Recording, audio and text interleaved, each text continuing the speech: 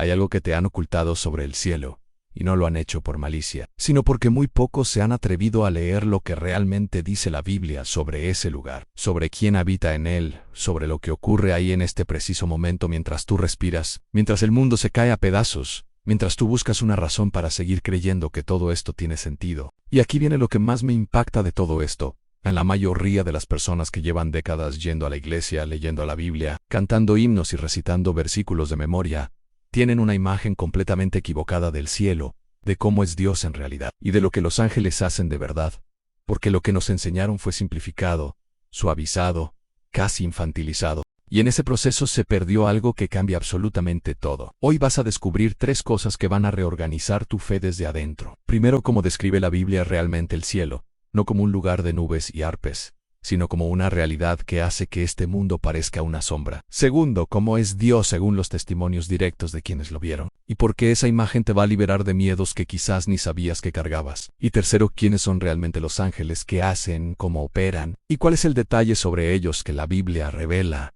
y que tiene implicaciones directas sobre tu vida ahora mismo, hoy. Este video no es una opinión teológica, no es especulación. No es lo que alguien cree que dice la Biblia. Es lo que la Biblia dice, con nombres, con capítulos, con versículos, con el peso de miles de años de historia, y con la precisión de alguien que estuvo ahí. Quédate hasta el final, porque el bloque más importante de todo lo que voy a compartir hoy lo guardo para el final. Y es el detalle sobre los ángeles que más va a sorprenderte. Cuando la mayoría de las personas escucha la palabra cielo, la mente automáticamente proyecta una imagen: nubes blancas, luz suave, figuras flotando con alas pequeñas y rostros serenos, quizás una música lejana y una puerta de perlas, y esa imagen, aunque poética, es casi completamente ajena a lo que la Biblia describe con sus propias palabras. Porque la Biblia no describe el cielo como un lugar de descanso eterno y silencio tranquilo. Lo describe como el centro operativo más activo del universo, como una sala de gobierno cósmico, donde decisiones eternas se toman en tiempo real, donde seres de una naturaleza que escapa completamente a nuestra comprensión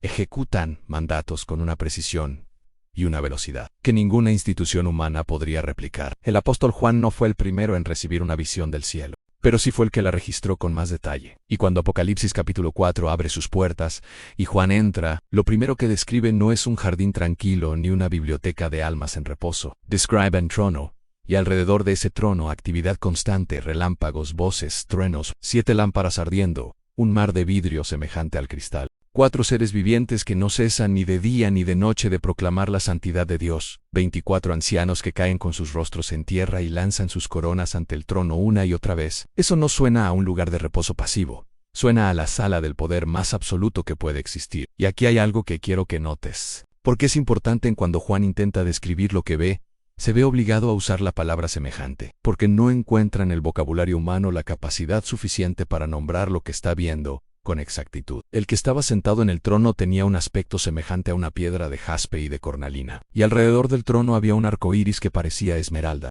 Apocalipsis capítulo 4 versículo 3. Esa limitación del lenguaje no es una debilidad del escritor, es la señal más honesta de que lo que Juan presenció estaba completamente fuera del rango de la experiencia humana ordinaria. El profeta Isaías tuvo una experiencia similar siglos antes, en el año en que murió el rey Usías. Escribió en el capítulo 6 vi al Señor sentado sobre un trono alto y sublime, y sus faldas llenaban el templo, y por encima de él había serafines, cada uno tenía 6 alas, con 2 cubrían su rostro, con 2 cubrían sus pies y con 2 volaban, y el uno al otro daba voces diciendo: An santo, santo, santo, es el Señor de los ejércitos, toda la tierra está llena de su gloria. Y entonces ocurrió algo que muy pocas veces se comenta cuando se cita ese texto. Los quiciales de las puertas se estremecieron con la voz del que clamaba, y la casa se llenó de humo.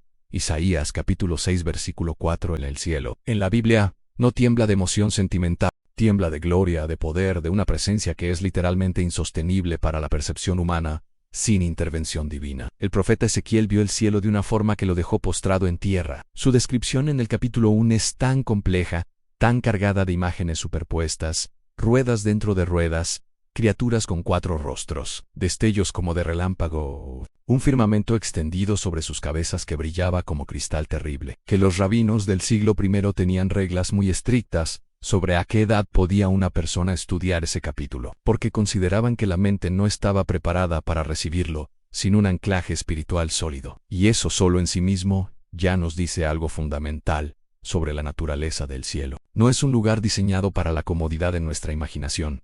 Es un lugar que desafía toda categoría conocida, que excede todo sistema de referencia humano, que solo puede ser procesado parcialmente y con ayuda. Pero hay algo más, algo que transforma completamente la manera en que muchas personas entienden su relación con el cielo hoy. Y lo voy a revelar ahora. Ahora necesito que te quedes conmigo en este punto porque este es quizás el bloque más importante de todo el video para tu vida emocional, para tu fe práctica, para lo que sientes cuando cierras los ojos y dices el nombre de Dios Antai. Hay dos grandes distorsiones que circulan sobre la naturaleza de Dios, y las dos hacen daño de maneras distintas. La primera distorsión lo convierte en un juez severo con libreta en mano, contando errores, esperando el momento de cobrar cuentas. Un Dios de ceño fruncido y brazo extendido en señal de condena. Un Dios ante quien lo mejor que se puede hacer es agachar la cabeza y esperar no haber acumulado demasiadas deudas. La segunda distorsión es más moderna, pero igual de peligrosa. Convierte a Dios en una especie de fuerza benevolente y difusa, como energía del universo, como luz que todo lo aprueba, que nunca juzga, que nunca demanda, que existe para validar cada decisión y consolar cada consecuencia, sin distinción. Ambas imágenes son falsas. Y lo sé porque la Biblia describe a Dios de una manera que no cabe en ninguna de esas dos cajas. Cuando Moisés, después de 40 años caminando con Dios, después de haber visto el Mar Rojo partirse, después de haber recibido la ley en el monte Sinaí, le pidió a Dios que le mostrara su gloria. Lo que Dios respondió es uno de los textos más reveladores de toda la Escritura. Éxodo capítulo 33 versículo 20. En Dios le dijo: no podrás ver mi rostro, porque nadie puede verme y seguir vivo. Eso es poder absoluto. Eso es una naturaleza tan radicalmente distinta a la humana, que el contacto directo con ella en su totalidad sería incompatible con la existencia física de un ser mortal. Y sin embargo, en el versículo siguiente, Dios hace algo que revela el otro lado de su naturaleza. Le dice a Moisés que va a esconderlo en la hendidura de una roca, que va a pasar su gloria cerca de él, que va a cubrirlo con su mano mientras pasa, y que después le permitirá ver sus espaldas. Y la traducción más precisa del hebreo ahí no es espaldas en sentido físico, es algo más cercano a la estela, a lo que queda en el aire después de que la presencia ha pasado. Dios, el más poderoso del universo, el que llena el cielo con su gloria, al punto de que criaturas eternas no pueden dejar de proclamar su santidad. Ese mismo Dios se detiene y acomoda a Moisés, lo cubre con su mano, y le da todo lo que un ser humano puede recibir sin ser consumido. Eso no es un juez con libreta, eso no es una fuerza impersonal. Eso es alguien que conoce exactamente cuánto puede soportar y te da hasta el límite de lo posible con cuidado deliberado. Y entonces viene el Nuevo Testamento y añade una dimensión que lo transforma todo. Juan capítulo 1 versículo 14. Y el Verbo se hizo carne y habitó entre nosotros, y vimos su gloria, gloria como del unigénito del Padre, lleno de gracia y de verdad. El mismo Dios cuya gloria hace temblar los quiciales del cielo decidió reducir esa gloria a un cuerpo humano, nacer en un pesebre, crecer en una aldea pequeña, caminar con polvo en los pies, comer, reír, llorar, y sentarse a comer con personas que la sociedad de su tiempo consideraba indignas de cualquier mesa respetable. Isaac, Dios reveló algo sobre su naturaleza que ninguna religión antes había podido articular de esa manera, que la gloria y la cercanía no son opuestos, que el poder absoluto puede convivir con la ternura absoluta, que el mismo ser que llena el universo con su presencia puede inclinarse para lavar los pies de quien lo va a traicionar horas después. Eso es lo que Juan capítulo 13 registra, y es uno de los actos más profundamente reveladores de toda la Biblia. Ahora necesito que te quedes conmigo, porque lo que viene ahora va a cambiar completamente lo que piensas sobre los ángeles. Y hay un detalle específico que casi nadie conoce y que tiene implicaciones directas sobre lo que está pasando en tu vida ahora mismo. Los ángeles son quizás los seres más malentendidos de toda la cosmología bíblica. Los hemos convertido en decoración navideña, en figuras de porcelana con mejillas rosadas, en símbolos de protección infantil con alas de plumas suaves,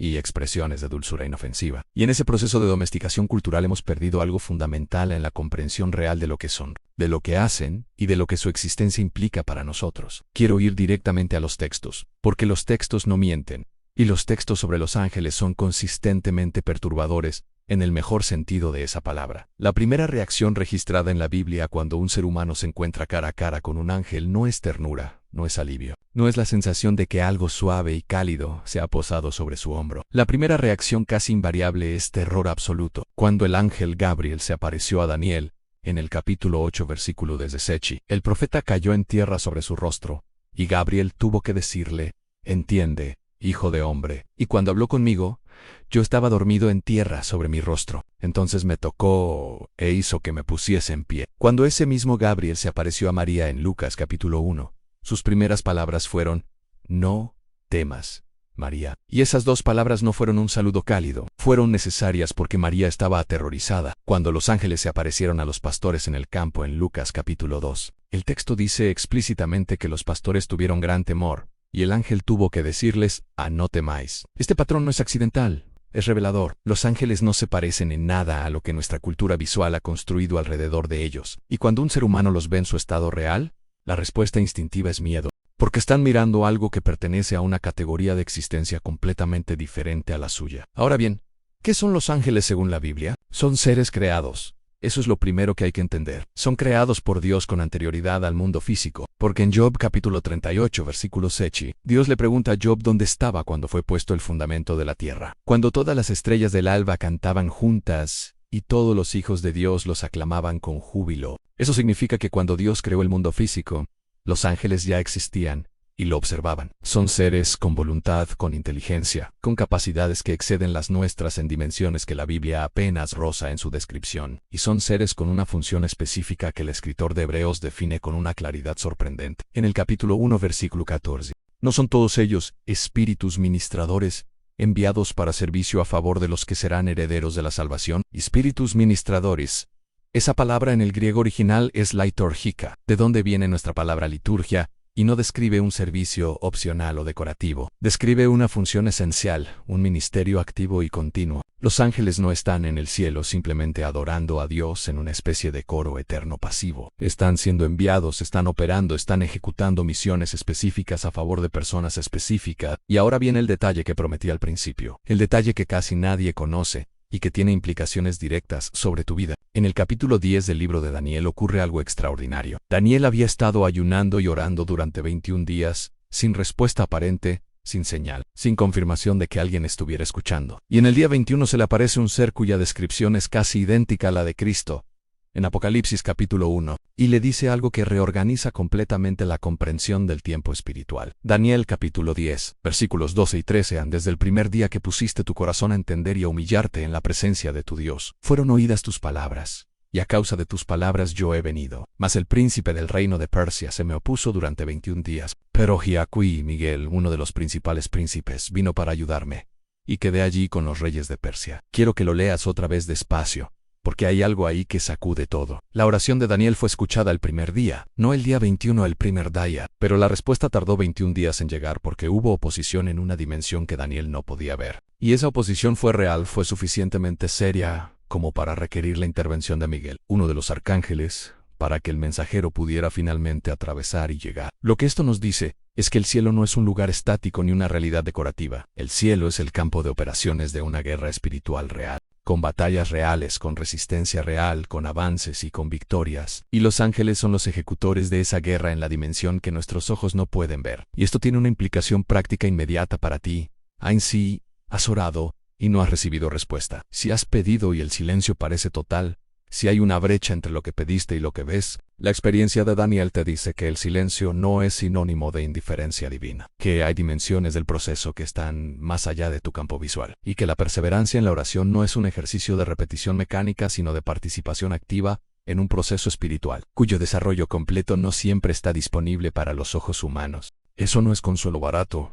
Eso es información operacional sacada directamente de la Escritura. Pero hay otro nivel en la comprensión de los ángeles que quiero explorar contigo, porque hay categorías de ángeles en la Biblia que la mayoría de las personas desconoce completamente, y cada categoría revela algo sobre Dios que no podría comunicarse de otra manera. La Biblia no habla de los ángeles como si fueran un grupo homogéneo e indiferenciado. Los describe con nombres, con rangos, con funciones distintas, con características únicas, y ese orden revela algo sobre la naturaleza del Dios que los creó. Los querubines son quizás los ángeles más mencionados en el Antiguo Testamento, y son también los más distantes de la imagen cultural que tenemos. Porque cuando la Biblia describe a un querubín, no describe a un bebé regordete con alas pequeñas. Describe seres de una complejidad visual extraordinaria, con 4 rostros, con alas llenas de ojos, asociados directamente con la presencia y la gloria de Dios. En el Edén, después de la expulsión de Adán y Eva, Dios no puso un cartel de prohibida la entrada. Puso querubines con una espada encendida que se revolvía en todas direcciones para guardar el camino al árbol de la vida.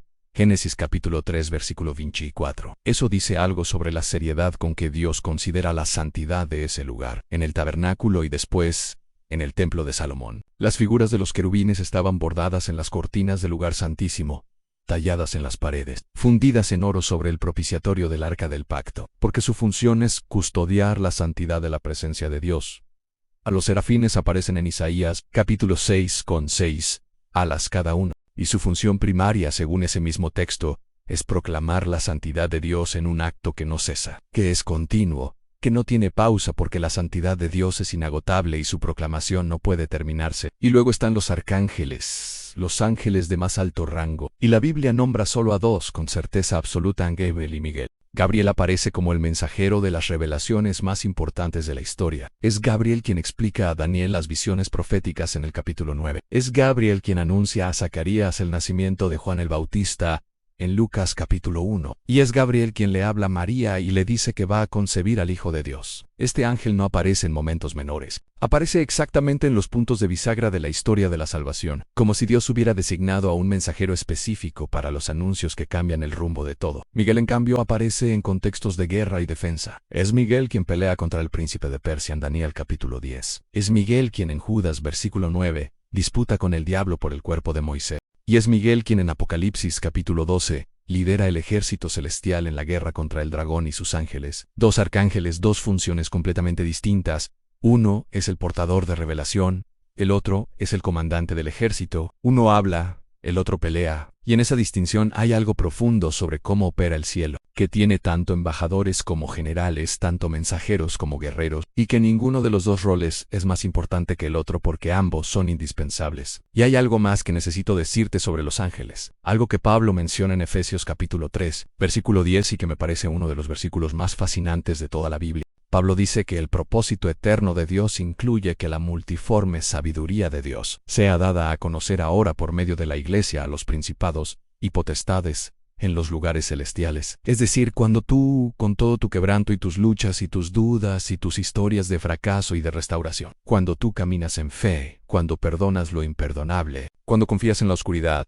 cuando te levantas después de la caída, estás siendo observado por seres celestiales que están aprendiendo algo sobre la sabiduría de Dios que no pueden aprender de ninguna otra manera. Tu vida de fe no es solo un proceso personal privado entre tú y Dios, es una lección pública en la dimensión espiritual sobre lo que Dios puede hacer con lo roto, sobre lo que su gracia produce en un ser limitado, sobre la clase de gloria que puede emerger de la fragilidad humana rendida a Él. Eso no te hace espectáculo, te hace testimonio vivo de algo que trasciende lo que puedes ver. Hay una última dimensión de todo esto que quiero compartir contigo, y es quizás la más práctica de todas, la que tiene más peso para el día a día. Para la mañana cuando te despiertas con ese peso en el pecho que no tiene nombre, para la noche cuando el silencio se vuelve demasiado ruidoso. La mayoría de las personas piensa en el cielo como un lugar al que se va después de morir, como una recompensa futura, como algo que esperas desde lejos mientras tanto vives en este mundo que se siente tan distante de todo lo espiritual. Pero la Biblia no presenta el cielo como un lugar lejano al que hay que sobrevivir para llegar. Lo presenta como una realidad presente que coexiste con esta, como una dimensión que está literalmente aquí, superpuesta, activa, operando en el mismo espacio que habitamos aunque no lo veamos con ojos físicos. Eliseo y su siervo estaban rodeados por el ejército sirio en 2 Reyes capítulo 6, y el siervo entró en pánico, y Eliseo le dijo con una calma desconcertante: no tengas miedo,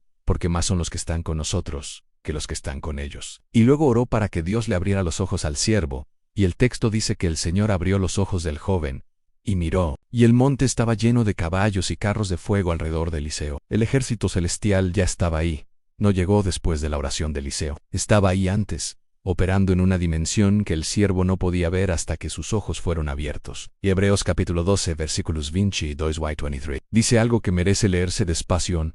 Os habéis acercado al monte de Sayón, a la ciudad del Dios vivo, Jerusalén la celestial, a la compañía de muchos millares de ángeles, a la congregación de los primogénitos que están inscritos en los cielos. El verbo ahí está en presente, os habéis acercado, ya estáis cerca. La distancia entre tú y el cielo no es temporal ni geográfica, es una cuestión de dimensión, y esa dimensión es real, es habitada, es activa, y está en contacto constante con la tuya. Lo que eso significa en términos prácticos es que cuando oras, no estás enviando un mensaje a larga distancia esperando que eventualmente llegue. Estás accediendo a una realidad que ya está aquí. Estás alineando tu percepción con lo que ya es verdad. Estás tomando contacto con una dimensión que nunca estuvo ausente, aunque sí ha estado invisible. Y hay una última cosa que quiero dejarte de todo esto, y es quizás la más importante. En Apocalipsis capítulo 21, cuando Juan ve el cielo nuevo y la tierra nueva, cuando ve la nueva Jerusalén descender, escucha una voz que dice en el versículo 3, «He aquí el tabernáculo de Dios con los hombres, y Él morará con ellos, y ellos serán su pueblo, y Dios mismo estará con ellos como su Dios». El destino final del plan de Dios no es que los humanos suban definitivamente al cielo y se queden allá para siempre en un lugar etéreo e incorpóreo. El destino final es que el cielo descienda, que la morada de Dios sea con los hombres, que la separación entre estas dos dimensiones sea eliminada para siempre. Lo que empezó en el Edén, Dios caminando con el hombre en el fresco del día, termina no con el hombre escapando de la tierra, sino con Dios viniendo a morar con el hombre en una tierra renovada, restaurada, recapitulada, libre de todo lo que introdujo la separación. Eso no es escapismo espiritual,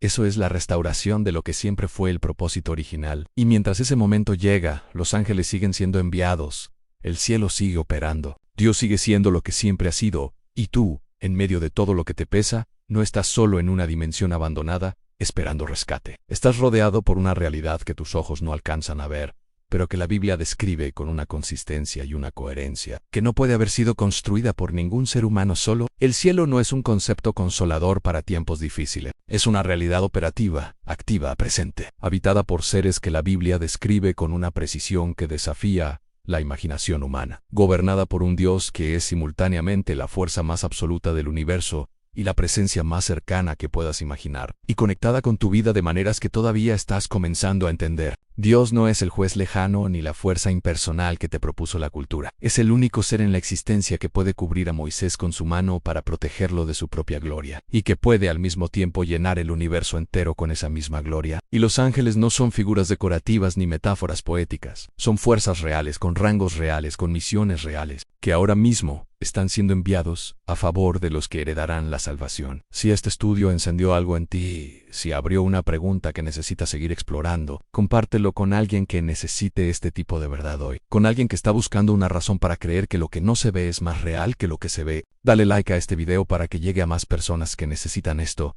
Suscríbete al canal si todavía no lo has hecho, porque la Biblia tiene respuesta, porque la Biblia siempre tuvo la respuesta, y aquí seguimos leyéndola juntos para encontrarla. La Biblia ya lo dijo. Solo había que leerla en bendiciones.